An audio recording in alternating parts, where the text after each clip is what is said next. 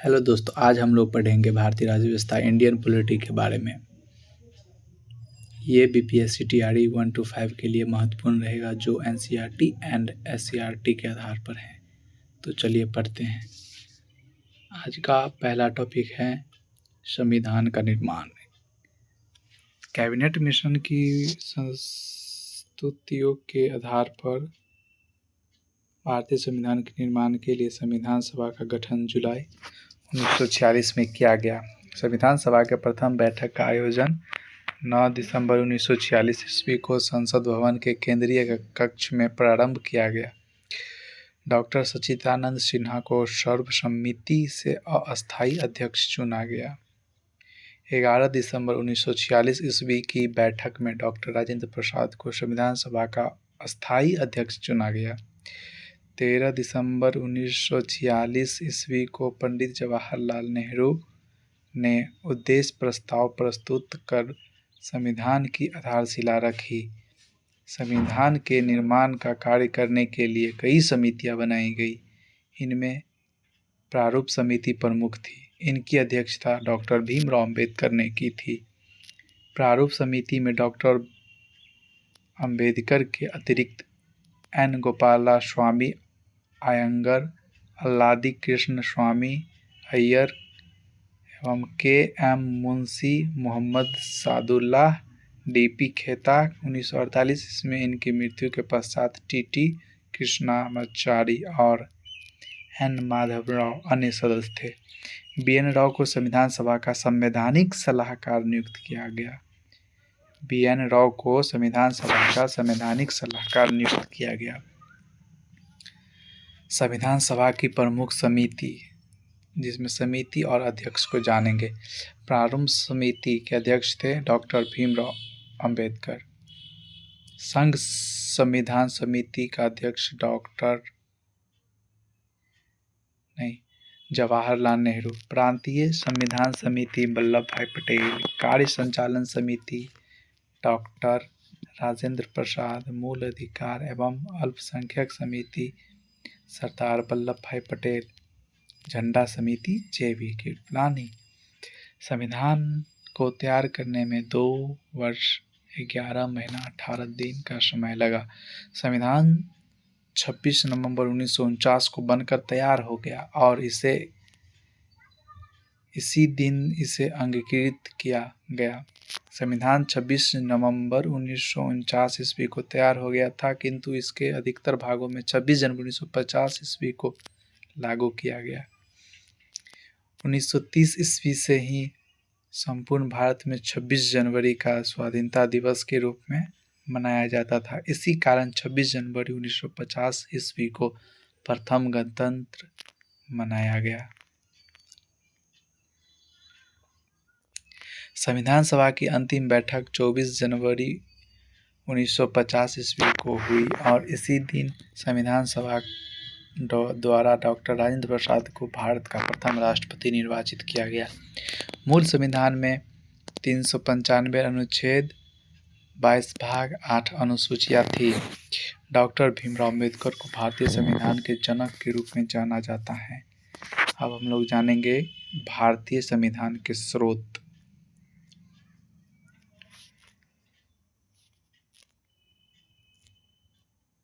Britain संविधान संसदीय शासन प्रणाली ब्रिटेन संविधान से लिया गया है। संसदीय शासन प्रणाली, विधि निर्माण प्रक्रिया एवं एकल नागरिकता दक्षिणी अफ्रीकी संविधान से लिया है। संविधान संशोधन प्रणाली कनाडा का संविधान से लिया गया है। संघीय व्यवस्था, केंद्रीय सरकार के अधीन अपशिष्ट शक्तियां, संघ और राज्य के बीच शक्ति का विभाजन। अमेरिकी संविधान से लिया है प्रस्तावना, मूल अधिकार, न्याय की स्वतंत्रता, न्यायिक पूर्वावलोकन, राष्ट्रपति के अधिकार, कार्य, उपराष्ट्रपति की स्थिति, उच्चतम तथा उच्च न्यायालयों की न्यायाधीशों को हटाने की विधि एवं वित्तीय आपात।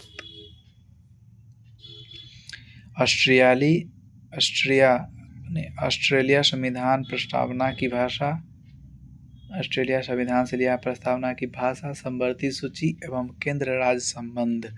जर्मनी का वाइमर संविधान से लिया है राष्ट्रपति के आपातकालीन अधिकार। जापानी संविधान से कानून द्वारा स्थापित प्रक्रिया तथा शब्दावली। रूसी संविधान से मौलिक कर्तव्य। फ्रांसीसी संविधान से गणतंत्र। आयरलैंड का संविधान राज्य के नीति निदेशक तत्व। राष्ट्रपति के निर्वाचन मंडल और राज्यसभा में 12 सदस्यों का मनोनयन।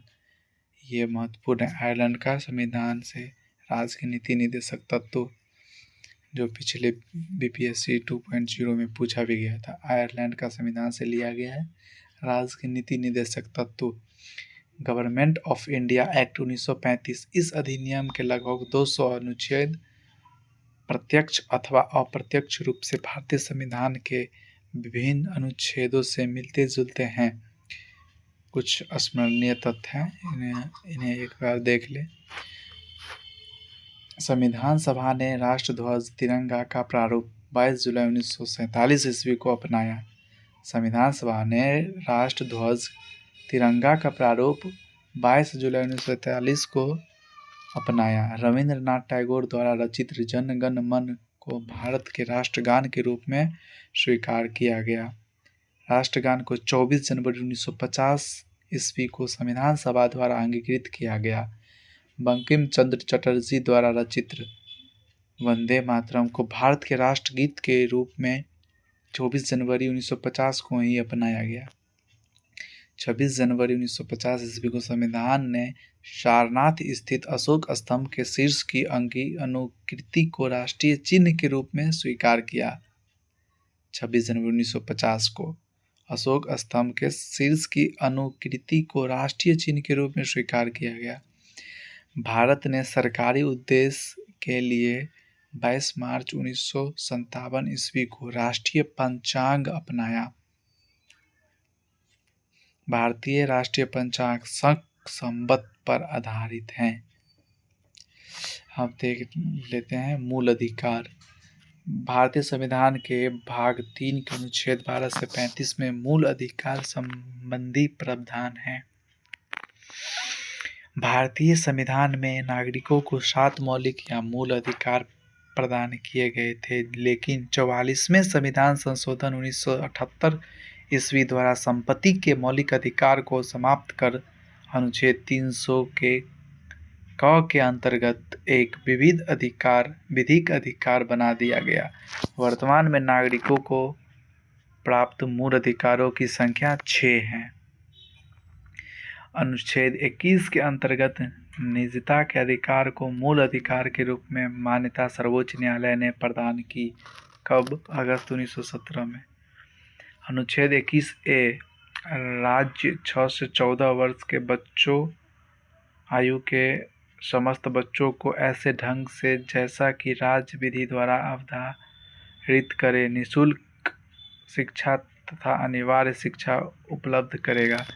ये हुआ 46वां संविधान संशोधन 2002 में। मूल अधिकार एवं अनुच्छेद देख लेते हैं। समानता का अधिकार 14 से 18, स्वतंत्रता का अधिकार 19 से 22, शोषण के विरुद्ध अधिकार 23 से 24, धार्मिक स्वतंत्रता का अधिकार अनुच्छेद 25 से 28, संस्कृति तथा शिक्षा संबंधी अधिकार 29 से 30, संवैधानिक उपचारों का अधिकार 32। अब हम लोग पढ़ेंगे केंद्र सरकार के बारे में। इसका पहला टॉपिक है राष्ट्रपति। तो राष्ट्रपति के बारे में जानते हैं। भारतीय संघ की कार्यपालिका शक्ति राष्ट्रपति में निहित है। वह देश का संवैधानिक प्रधान होता है। भारत में संसदीय व्यवस्था को अपनाया गया है, अतः राष्ट्रपति नाम मात्र का ही कार्यपालिका का प्रधान है, जबकि प्रधानमंत्री तथा उसके मंत्री परिषद में वास्तविक कार्यपालिका शक्तियां निहित हैं।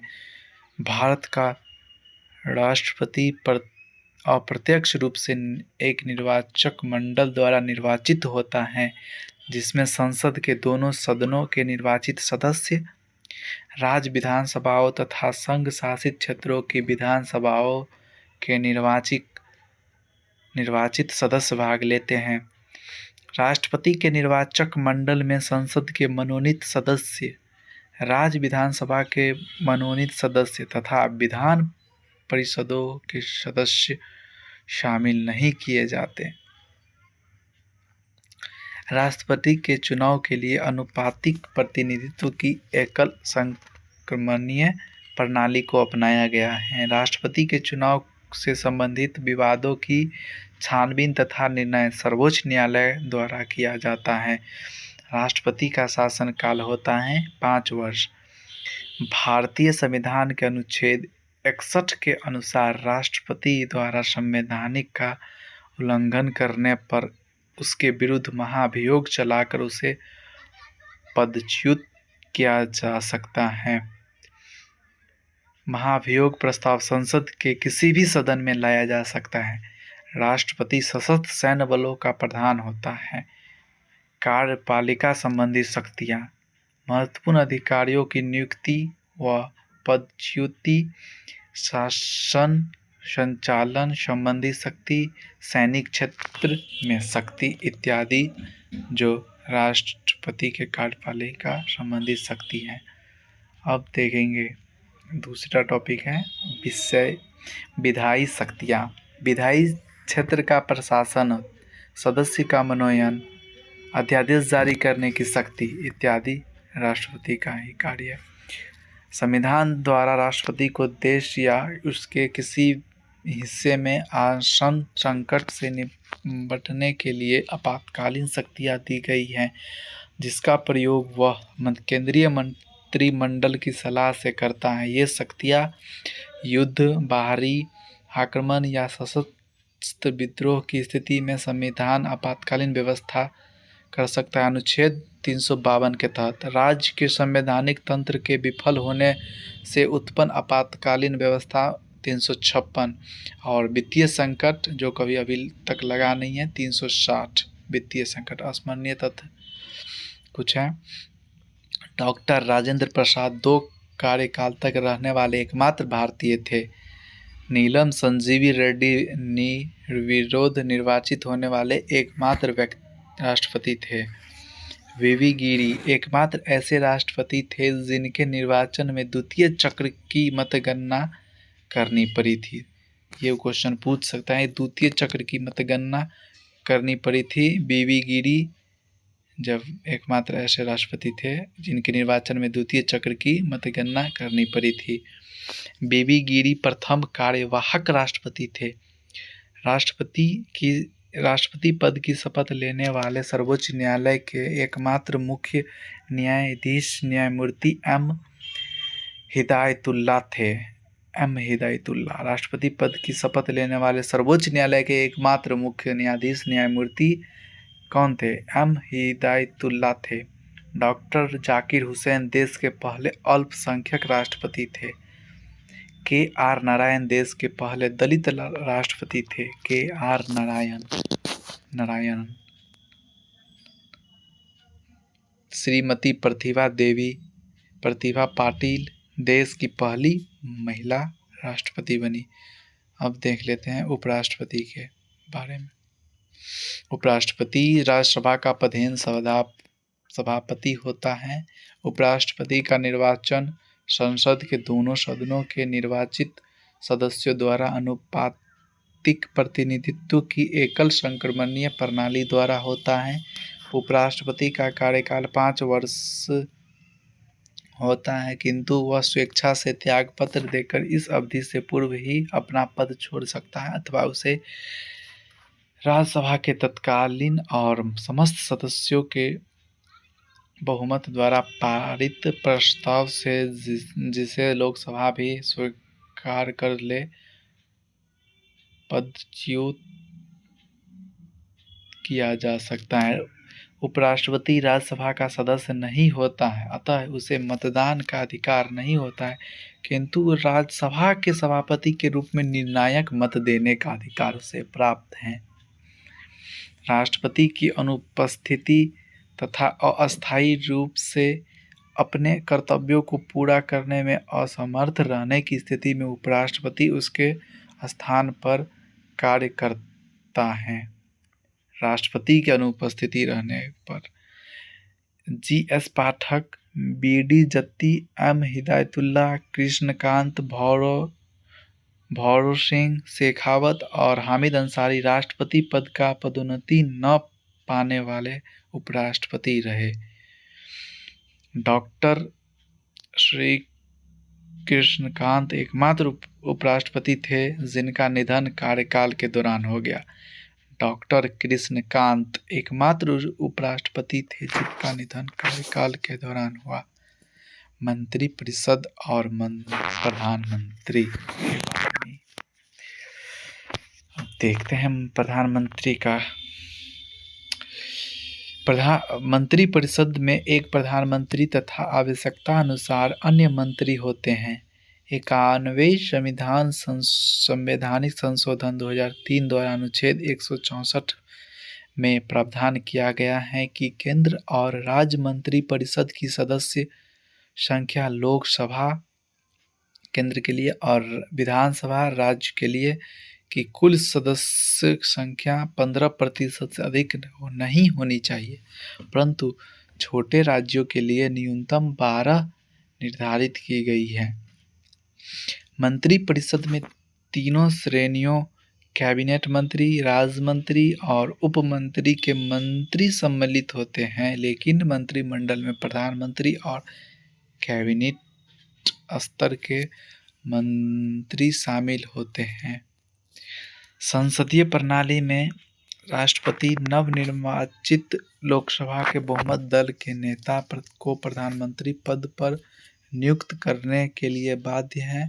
प्रधानमंत्री को वही वेतन तथा भत्ते दिए जाते हैं जो संसद के सदस्यों को प्रदान किए जाते हैं। प्रधानमंत्री लोकसभा का नेता होता है। वह राष्ट्रपति तथा मंत्रिमंडल के बीच संबंध स्थापित करता है। प्रधानमंत्री मंत्रिपरिषद का निर्माण विभिन्न मंत्रियों में विभागों का बंटवारा तथा उनके विभागों में आवश्यकता अनुसार परिवर्तन भी करता है। भारत की संसद राष्ट्रपति, राज्यसभा तथा लोकसभा से मिलकर बनती है। संसद के निम्न सदन को लोकसभा तथा उच्च सदन को राज्यसभा कहते हैं। इसमें निम्न सदन को लोकसभा और उच्च सदन को राज्यसभा कहते हैं। इसमें राज्यसभा संविधान के अनुच्छेद 80 के अनुसार राज्यसभा के सदस्यों की अधिकतम संख्या 250 हो सकती है। वर्तमान में यह 245 है। राज्यसभा के 12 सदस्य राष्ट्रपति द्वारा मनोनीत किए जाते हैं। राज्यसभा एक अस्थायी सदन है, कभी भी भंग नहीं होता, बल्कि इसके 1/3 सदस्य प्रत्येक 2 वर्ष पर अवकाश ग्रहण करते हैं। राज्यसभा के प्रत्येक सदस्य का कार्यकाल 6 वर्ष होता है। लोकसभा की अधिकतम संख्या 552 या कहीं पे 550 भी रहता है, जिसमें अभी 530 राज्य से निर्वाचित प्लस 20 संघीय क्षेत्र से निर्वाचित प्लस 2 राष्ट्रपति द्वारा मनोनीत आंग्ल भारतीय सदस्य हो सकती है। वर्तमान में इसकी संख्या 545 है, जिसमें 530 राज्य के निर्वाचित सदस्य और 13 संघीय क्षेत्र निर्वाचित और 2 राष्ट्रपति द्वारा मनोनीत आंग्ल भारतीय सदस्य हैं। लोकसभा का कार्यकाल भी 5 वर्ष होता है, किंतु प्रधानमंत्री के परामर्श के आधार पर राष्ट्रपति द्वारा लोकसभा को समय से पूर्व भी भंग किया जा सकता है। लोकसभा सदस्य द्वारा अध्यक्ष तथा उपाध्यक्ष निर्वाचन होता है। लोकसभा एवं राज्यसभा की 2 बैठक में 6 माह का अंतर नहीं होना चाहिए। संसद की वित्तीय समिति, इसमें हम देखेंगे समिति लोकसभा से कितने सदस्य, राज्यसभा से कितने, कुल सदस्य देखेंगे और कार्य देखेंगे। लोक लेखा समिति 15, लोकसभा से 15, राज्यसभा से 7, कुल सदस्य हो गया 22। कार्य है लोक से लेखा समिति विभिन्न मंत्रालय के व्यय और नियंत्रक एवं महालेखा परीक्षक के प्रतिवेदन पर विचार विमर्श करना। प्राक्कलन समिति जो लोकसभा से 30 सदस्य, राज्यसभा से एक भी नहीं है और कुल सदस्य हो गया 30। इनका कार्य है सरकार को वित्तीय नीति के संबंध में सुझाव देना। सार्वजनिक उपक्रम समिति लोकसभा से 15, राज्यसभा से 7, कुल सदस्य संख्या है 22। नियंत्रक एवं महालेखा CGI के प्रतिवेदन एवं सार्वजनिक उपक्रमों की लेखा व प्रतिवेदनों की समीक्षा और सविज्ञा करना। राज्य सरकार के बारे में देखेंगे। राज्य सरकार में महत्वपूर्ण अंग है राज्यपाल। राज्य की कार्यपालिका का प्रधान होता है राज्यपाल होता है। राज्यपाल की नियुक्ति राष्ट्रपति द्वारा 5 वर्षों के लिए की जाती है, किंतु वह राष्ट्रपति के पश्चात प्रयत्न पद धारण करता है। वह मुख्यमंत्री की नियुक्ति करता है तथा उनके परामर्श से अन्य मंत्रियों की नियुक्ति करता है। वह महाधिवक्ता तथा राज्य लोक सेवा आयोग अध्यक्ष तथा सदस्य की नियुक्ति करता है। उसे राज्य व्यवस्थापिका का अधिवेशन बुलाने, स्थगित करने तथा व्यवस्थापिका के निम्न सदन विधानसभा को भंग करने की शक्ति है। यदि राज्य के विधानमंडल का अधिवेशन नहीं चल रहा हो तो राज्यपाल अध्यादेश जारी कर सकता है। राज्यपाल अध्यादेश जारी कर सकता है अगर विधानमंडल का अधिवेशन नहीं चल रहा हो तो। यदि राज्य का प्रशासन संविधान के उपबंधों के अनुसार नहीं चल रहा हो तो वह राष्ट्रपति को राज्य में संवैधानिक तंत्र की विफलता के संबंध में सूचना देता है और उसकी रिपोर्ट के आधार पर अनुच्छेद 356 के अंतर्गत राज्य में राष्ट्रपति शासन लागू होता है। अब देखेंगे मुख्यमंत्री की नियुक्ति राज्यपाल द्वारा की जाती है। सामान्यतया विधानसभा में बहुमत प्राप्त दल के नेता को मुख्यमंत्री नियुक्त किया जाता है। मुख्यमंत्री विधानसभा का नेता होता है। वह मंत्रिपरिषद का निर्माण, विभिन्न मंत्रियों में विभागों का बंटवारा तथा उनके विभागों में परिवर्तन करता है। अब विधान परिषद, राज्य के विधानमंडल के उच्च सदन को विधान परिषद कहा जाता है। वर्तमान समय में विधान परिषद संख्या संघ के केवल 6 राज्यों में है, जो उत्तर प्रदेश, बिहार, महाराष्ट्र, कर्नाटक, आंध्र प्रदेश तथा तेलंगाना में है। विधान परिषद एक अस्थायी सदन है। विधान परिषद के सदस्यों का कार्यकाल 6 वर्ष होता है। प्रत्येक 2 वर्ष 1/3 सदस्य अवकाश ग्रहण करते हैं और उनके स्थान पर नए सदस्य का निर्वाचन होता है। संविधान में यह व्यवस्था की गई है कि प्रत्येक राज्य के विधान परिषद में सदस्यों की संख्या उस राज्य के विधानसभा द्वारा सदस्यों की संख्या के 1/3 से अधिक नहीं होगी, किंतु साथ ही यह संख्या 40 से कम नहीं हो सकती। 36 सदस्यों वाली जम्मू कश्मीर की विधान परिषद इस नियम का अपवाद है। विधान परिषद के गठन के लिए निम्न 5 आधारों का सहारा लिया जाता है। 1/3 सदस्य राज्य की स्थानीय संस्थानों द्वारा चुने जाते हैं। 1/3 सदस्य राज्य की विधान सभा द्वारा निर्वाचित होते हैं और 1/12 सदस्य के पंजीकृत स्नातकों द्वारा निर्वाचित होते हैं। 1/12 सदस्य राज्य के ऐसे अध्यापकों द्वारा निर्वाचित होते हैं जो माध्यमिक पाठशाला या उच्च शिक्षण संस्था में कम से कम 3 वर्ष से अध्यापन कार्य कर रहे हो। 1/6 सदस्य राज्यपाल द्वारा मनोनीत किए जाते हैं। राज्यपाल द्वारा मनोनयन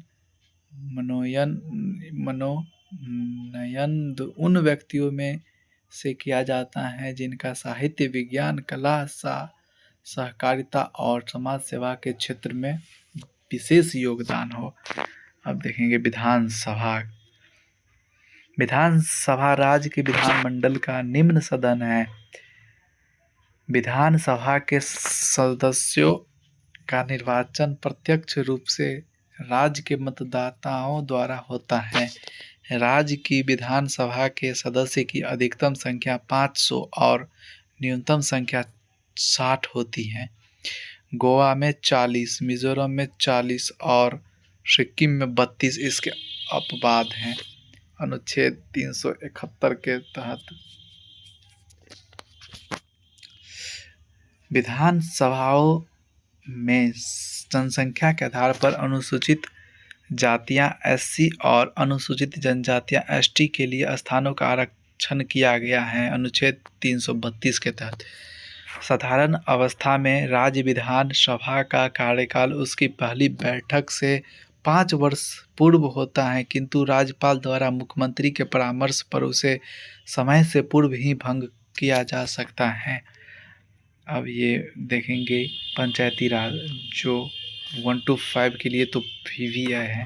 पंचायती राज व्यवस्था ब्रिटिश शासन के दौरान 1882 ईस्वी में तत्कालीन वायसराय लॉर्ड रिपन ने स्थानीय स्वायत्त शासन की स्थापना का प्रयास किया था। संविधान के अनुच्छेद 40 के में राज्यों को पंचायतों के गठन का निर्देश दिया गया।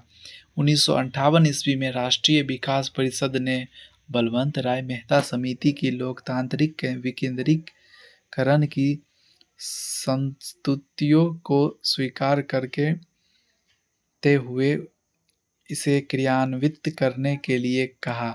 2 अक्टूबर 1959 ईस्वी को पंडित जवाहरलाल नेहरू ने राजस्थान के नागौर में लोकतांत्रिक विकेंद्रीकरण की योजना को प्रारंभ किया। इसे पंचायती राज कहा गया।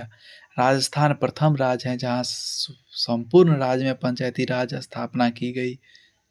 जनता पार्टी ने पंचायती राज में सुधार के लिए अशोक मेहता समिति गठित की, जिन्होंने द्विस्तरीय पंचायती संगठन की संस्तुति की। इससे पूर्व त्रिस्तरीय संगठन अस्तित्व में था। इस समिति की संस्तुतियां लागू नहीं हुई। 73वां संविधान संशोधन प्रणाली संशोधन पंचायती राज के लिए तथा 74वां संविधान संशोधन नगर निकायों को संवैधानिक दर्जा प्रदान करने के लिए किया गया है। 73वां संविधान संशोधन पंचायती राज से और 74वां संविधान संशोधन नगर निकायों को संवैधानिक दर्जा प्राप्त करने के लिए किया गया।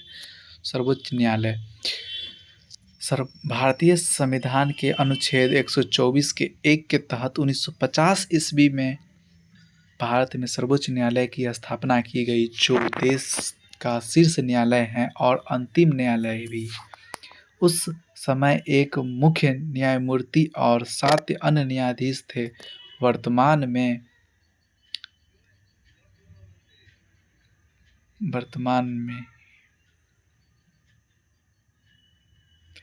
न्यायाधीशों की संख्या वर्तमान में मुख्य न्यायाधीश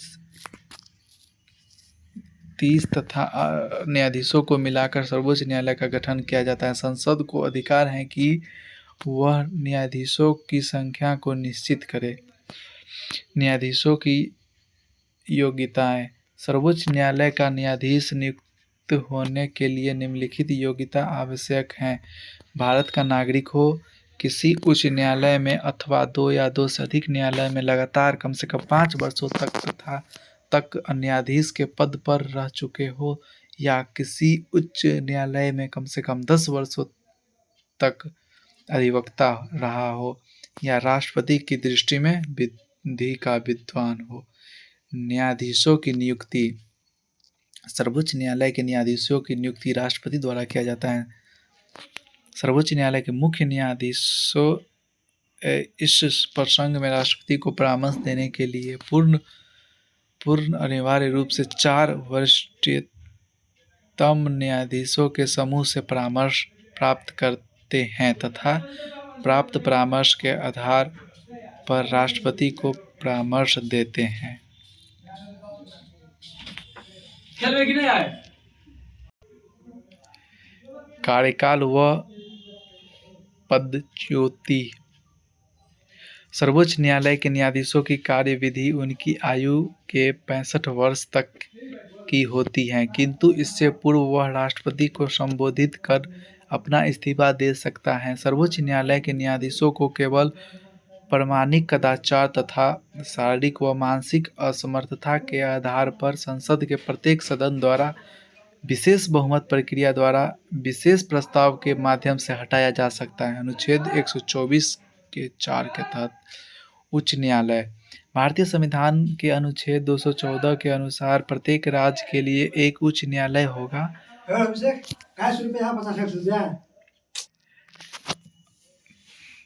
अब देखेंगे उच्च न्यायालय को।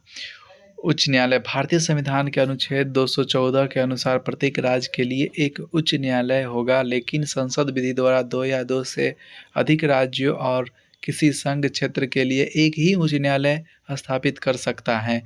उच्च न्यायालय राज्य न्यायपालिका के शीर्ष पर स्थित है, जो एक अभिलेख न्यायालय है जिसकी अवमानना पर किसी को दंडित किया जा सकता है। वर्तमान में 25 उच्च न्यायालय हैं जो 28 राज्य व 8 केंद्र शासित प्रदेश तक विस्तृत हैं। इसको आप ठीक कर लीजिएगा। गठन। भारतीय संविधान के अनुच्छेद 216 के तहत प्रत्येक उच्च न्यायालय का गठन एक मुख्य न्यायाधीश तथा ऐसे अन्य न्यायाधीशों से मिलकर होता है जो समय समय पर राष्ट्रपति द्वारा निर्धारित किए जाए। उच्च न्यायालय के न्यायाधीशों की संख्या के विषय में संविधान मौन है। न्यायाधीशों की योग्यता। उच्च न्यायालय के न्यायाधीशों के लिए अनिवार्य योग्यताएं हैं। वह भारत का नागरिक हो, भारत के राज्य क्षेत्र में कम से कम 10 वर्ष तक न्यायाधीश के पद पर कार्य कर चुका हो अथवा किसी उच्च न्यायालय का या ऐसे 2 या 2 से अधिक न्यायालयों का लगातार कम से कम 10 वर्षों तक अधिवक्ता रहा हो। न्यायाधीशों की नियुक्ति। उच्च न्यायालय के मुख्य न्यायाधीश की नियुक्ति भारत के मुख्य न्यायाधीश तथा उस राज्य के राज्यपाल से परामर्श लेकर भारत के राष्ट्रपति करते हैं। उच्च न्यायालय के अन्य न्यायाधीशों की नियुक्ति राष्ट्रपति द्वारा संबंधित राज्य के मुख्य न्यायाधीश की सलाह लेकर करता है। कार्यकाल। उच्च न्यायालय के न्यायाधीशों के अवकाश ग्रहण करने की अधिकतम आयु सीमा 62 वर्ष है। किसी अन्य न्यायाधीश को उसके कार्यकाल से पूर्व कदाचार और अक्षमता के आधार पर उसी नीति से हटाया जा सकता है जिस प्रकार उच्चतम न्यायालय के न्यायाधीश को हटाया जाता है महाभियोग प्रक्रिया द्वारा। किंतु कोई भी न्यायाधीश राष्ट्रपति को संबोधित कर अपना त्यागपत्र समय से पूर्व भी सौंप सकता है।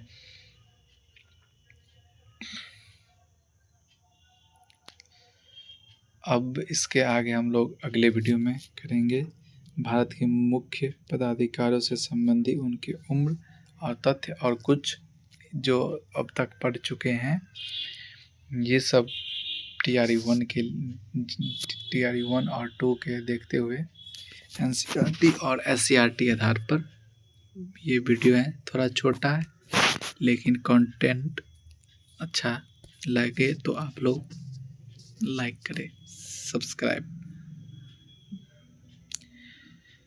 चलिए फिर मिलते हैं नेक्स्ट वीडियो में। धन्यवाद।